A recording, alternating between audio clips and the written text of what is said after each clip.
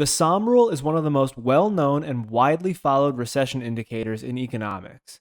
The SOM rule has increased sharply in recent months, which has garnered a tremendous amount of media attention about whether the long-awaited recession is underway. In this video, we'll review what the SOM rule is, what it says now, and what some additional context clues tell us about what's in store for the economy in 2024. The SOM rule is an economic indicator developed by economist Claudia Sahm that is designed to spot a recession in almost real time so policymakers could respond quickly and provide benefits to the economy in a timely manner. The SOM rule states that when the 3-month average of the unemployment rate rises more than 0.5% from its 12-month low point, a recession is underway. As an example, if the 3-month average of the unemployment rate is 3.5% and the 12-month low point of the unemployment rate was 3.0%, the SOM rule would have a reading of 0.5%. Readings above 0.5% mean a recession is underway. This chart shows the SOM rule, and we can see that the current reading is 0.3%, rising steadily throughout 2023 as the economy weakened.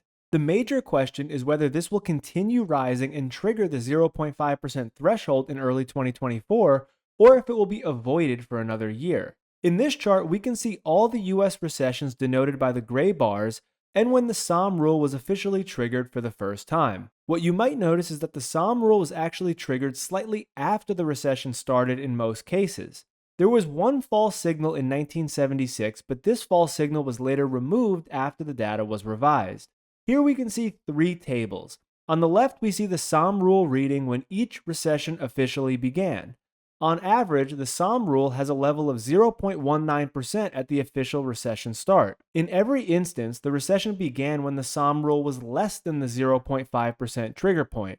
The middle table shows when the SOM rule crossed the 0.5% threshold, and the right table shows the lag between the official recession start date and when the SOM rule was officially triggered. We can see that on average, the SOM rule triggers about 2 months after the recession officially begins, but it took 3 months in 5 of the last 8 recessions. It's also worth noting that the unemployment rate data is 1 month delayed, so as we sit here in December, we have the November unemployment rate data, so we should really add another 1 month and say that the SOM rule tells us when a recession is underway about 3 to 4 months after it actually begins, which isn't bad, but it's clearly not a leading indicator, meaning that it's not a good tool to use when predicting whether a recession is coming, but rather it should be used as a confirmation tool. So when thinking about 2024, what should we be focused on? We know that the current reading of the SOM rule is 0.3%, and it's been trending higher, but that it's below its 0.5% threshold. However, we know that when a recession begins, this rule only reads about 0.2% on average. So if we want to get a head start or have some foresight about what's to come, we have to use some leading indicators and some other context clues. The first thing is that the SOM rule is rising and is currently above the level that a recession typically begins at, but it's not at its official trigger point yet. One of the best and most reliable leading indicators of recessionary periods is the yield curve. When the 10-year 3-month spread inverts, a recession is generally around the corner with varying lead times. Currently, the yield curve has been inverted for 13 consecutive months, which in the context of a rising SOM rule is certainly an important consideration. Secondly, the Conference Board Leading Index, another reliable signal of recessionary periods, has been below -4% for 13 consecutive months. This durability of negative readings is also associated with recessionary conditions. Lastly, the Conference Board also publishes a leading employment index called the Employment Trends Index. This index is a composite of 8 individual employment variables designed to lead changes in the labor market. This leading employment index has been negative for 12 consecutive months, correctly foreshadowing the increase that we're currently witnessing in the SOM rule now. This index has contracted for 12 consecutive months, which is on par with past recessionary periods.